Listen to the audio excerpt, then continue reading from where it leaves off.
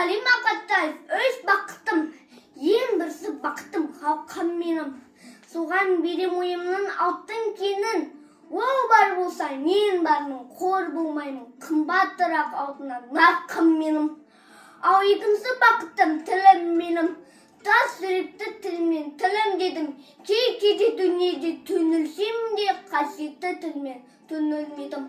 Бақытым бар, үшінші отан деген. Құдай деген кім десе отан дерем.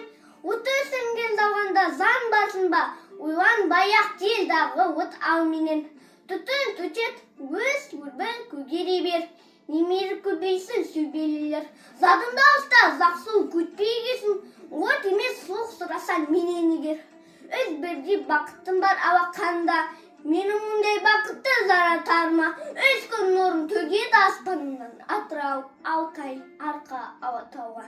Назарларыңызға рахмет.